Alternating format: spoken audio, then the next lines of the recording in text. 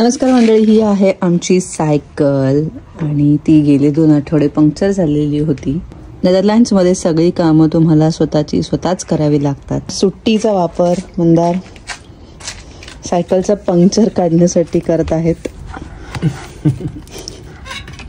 तर इथे अशी ही किट मिळते सायकल पंक्चर काढण्याची. त्याच्यामध्ये वेगवेगळे पॅचेस असतात, ग्लू पण असतो आणि टूल्स पण असतात. जमतंय का? सवय झाली आता.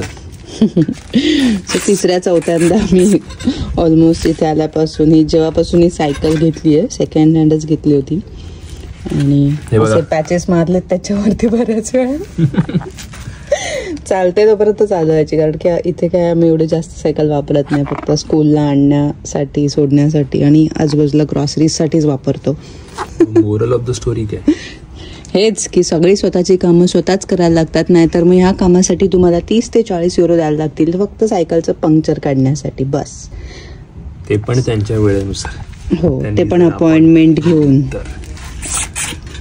नशिबाने हे सगळे काम इंडियामध्ये शिकलो होतो.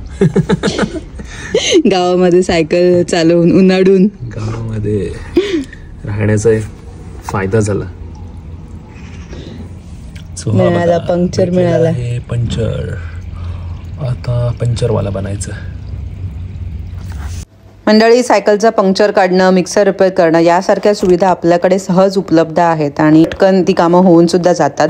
पण इथे मात्र तसं नाही आहे. इथे सायकलवाल्यांची अपॉइंटमेंट घ्यायला लागते आणि या साध्या पंक्चरसाठी तुम्हाला 30 ते 40 युरो मोजावे लागतात. त्यामुळे इथली लोकल लोकंसुद्धा स्वतःची कामं स्वतःच करतात. यासारख्या छोट्या मोठ्या गोष्टी ते स्वतःच रिपेअर करतात आणि आम्हीसुद्धा इथे राहून आता तेच शिकतोय. बऱ्याच वेळा आपल्याला असं वाटतं की परदेशात राहणारी लोक खूपच मजेत राहतात आणि सगळीच कामं करण्यासाठी त्यांना सगळ्या सुविधा उपलब्ध असतात. अशा कोणत्याही प्रकारच्या कामांमध्ये त्यांना वेळ घालवायला लागत नाही, सगळं सहज उपलब्ध आहे. तर तसं अजिबातच नाही आहे. डोंगर दुरून साजरे असा हा प्रकार आहे. परदेशात राहणं म्हणजे अशा सगळ्या कामांसाठी तुम्हालाच मेहनत घ्यावी लागते. झाली का? All good. आणि फायनली आमची सायकल तयार झालेली आहे. Thanks for watching. Bye bye.